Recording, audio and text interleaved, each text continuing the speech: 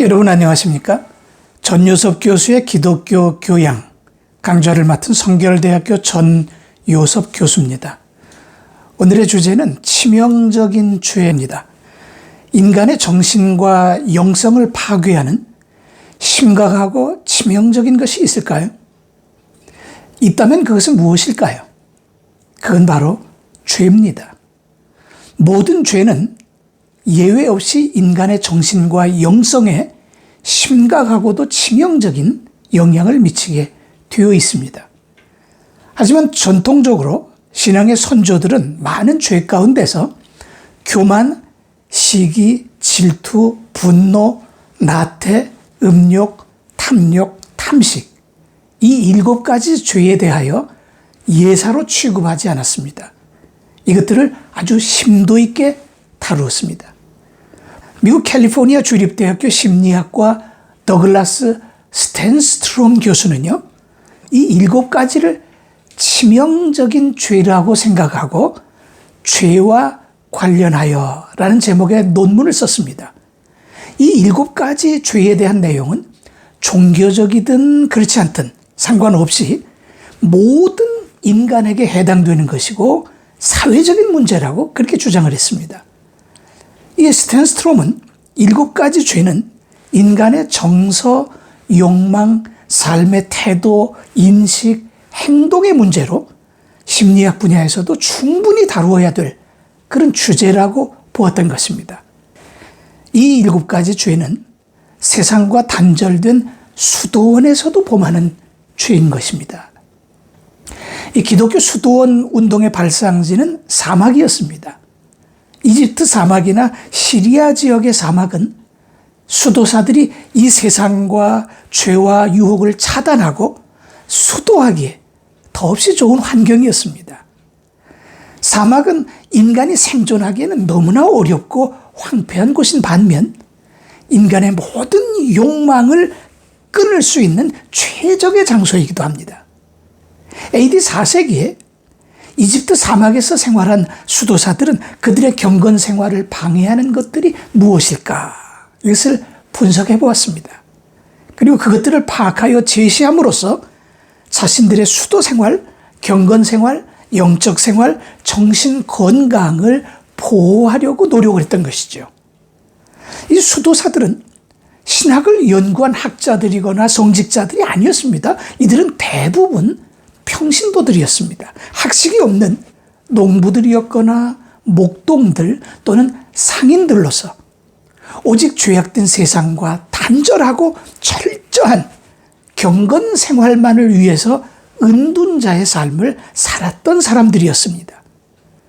이 4세기 사막의 교부이며 수도 원장인 에바그리우스 폰티쿠스, 이분은 상당한 학식을 겸비한 수도사였습니다. 그는 자신의 내면에서 발생되는 이 죄와 욕망들로 인해서 괴로워하다가 도대체 그것들이 무엇인가? 여기에 대해서 많은 생각을 하게 되었습니다. 이런 죄와 욕망들은 이 폰티쿠스 자신만 시달리며 고통당하는 것이 아니라 이 세상을 등지고 오직 경건 생활에만, 수도에만 전념하는 다른 수도사들도 동일한 문제로 괴로움을 당하고 있다는 것을 그는 발견하게 되었습니다.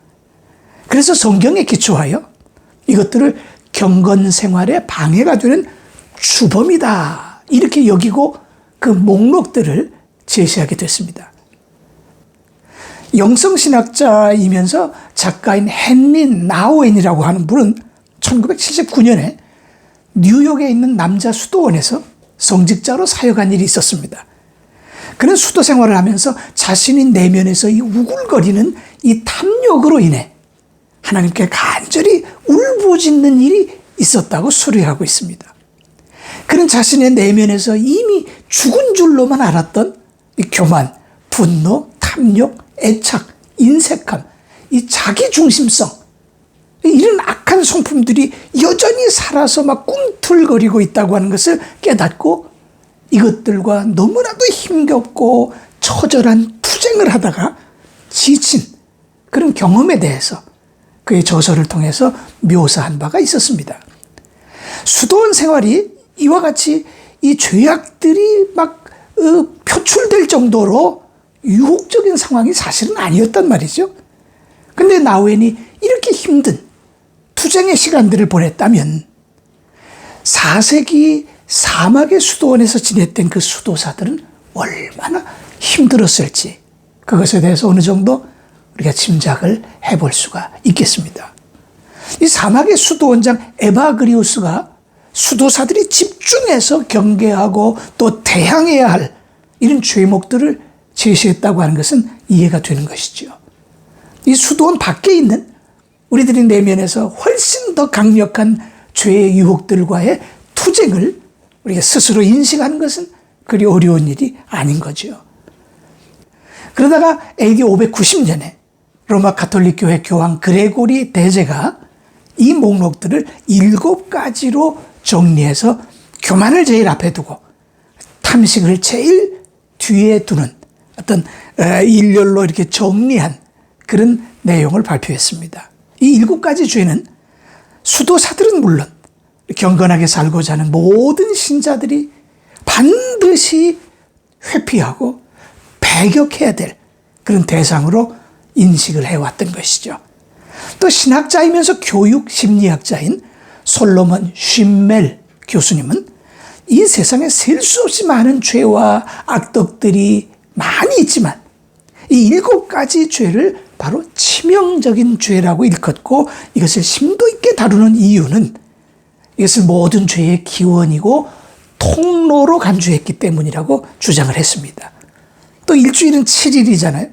일주일 동안 매일매일 그날에 부과되는 한 가지 죄에 집중해서 그것을 극복하고 그것과 대적하고 이런 의미에서 7가지로 정리되었다고도 볼 수 있겠습니다.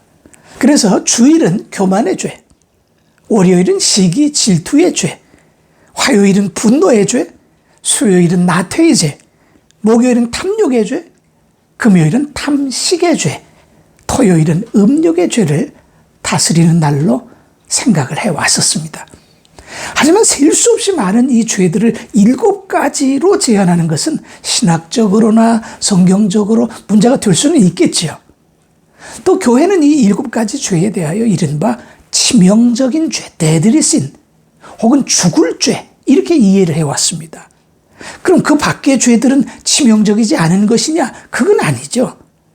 하지만 이 7가지 죄악이 그 어떤 죄악보다도 우리 인간에게 큰 영향을 미치는 건 틀림없는 사실이라고 볼 수 있겠습니다.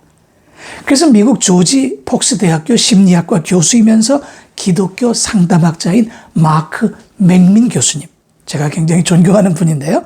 이 7가지 죄만을 치명적인 죄라고 부르는 것은 옳지 못하다 이렇게 지적을 한 바가 있었습니다. 그것은 정당한 지적이라고 볼 수 있겠습니다. 또 임상심리학자이면서 기독교 상담학자인 윌리엄 베커스라고 하는 분, 이분도 제가 존경하는 분이에요. 7가지 죄에 대해서 그것이 치명적이든 그렇지 않든 그것보다 중요한 것은 상담 현장에서 관찰해 보았을 때 이 7가지 죄가 인간의 삶에 그리고 인간의 심리에 아주 심각한 문제를 야기해 왔던 것은 분명하다. 이렇게 분석을 했었습니다. 청교도들이 이 정결한 신앙생활을 추구하면서 7가지 죄에 대한 관심을 새롭게 갖기 시작했습니다.